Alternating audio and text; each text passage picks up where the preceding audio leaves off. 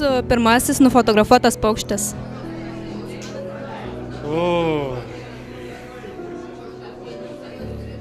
Galiu pasakyti, kuris paukštis man patiko nufotografuotas, tai buvo lakštingala.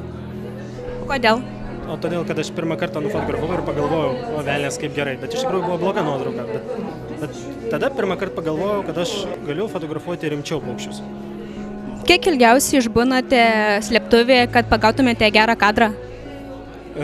Rekordas nepajudėjus išsėdėti vienoje vietoje yra 11,5 valandų, visiškai be jokio judesio. O slėptuvėje esu 3 dienas išbuvęs. Bet palyginus su vienu japonų fotografu, kuris sėdėjo slėptuvėje 76 dienas, tai yra 0.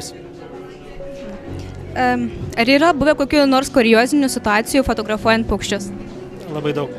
Be to, kad pastoviai nuskęstų ir tenai pametu.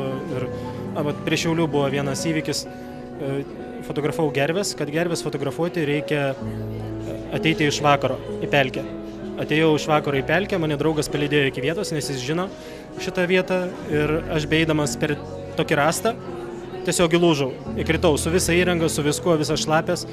Vakaras prieš akis, aš turiu būti slėptuvėje, pasistačiau palapinę, įlindau į miegmaišį, be rūbų, nes visi rūbai šlapi ir va taip pusnugis visą naktį praleidau palapinį. Tai čia būtų nieko, bet reikėjo po to grįžti. Tai ėjau faktiškai nuogas per pelkę namo. Kas jūs paskatino užsiimti fotografiją? Nežinau, gal yra kažkiek tai genų, nes dėdė, kuris šnekėjo, Arūnas, jis yra fotografas. O man tiesiog įdomu, tai yra aistra. Sakykite, ar buvo sunku užauginti tokį talentą? Tokį talentą labai lengva užauginti. Labai lengva. Pats savo. Ar sūnus jau nuo mažens norėjo fotografuoti? Taip, nuo pat mažens, bet neturėjo aparatų, jis pieždavo iš pradžių. Pieždavo paukščiukus, lankė ornitologų mokyklą, tiesiog ne tiek fotografiją, kiek domėjos paukščiais. Dar mažiukas būdamas lankė Panevėžyje ornitologų mokyklą, ten lotyniškai kalbėjo, kika ir taip panašiai įvairius paukščius. O fotografija vėliau. Kaip skatinate sūnų? Ar ilgai užtrunka pastatyti tokią slėptuvę?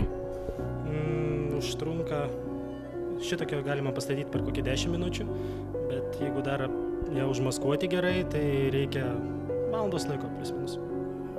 Iš kokių medžiagų dažniausiai statote slėptuves? Iš tų, kurios pasitaiko po ranka.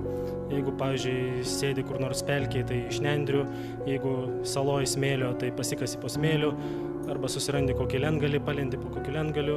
Dažniausiai tai yra palapinė ir tinklas. Ar tikrai esate užtikrintas, kad jūsų niekas nemato? Žmonės tikrai manęs nemato, nes jie praeina per 3-4 metrus ir ieško manęs ir neranda, o gyvūnai mato. Jie mato šitas.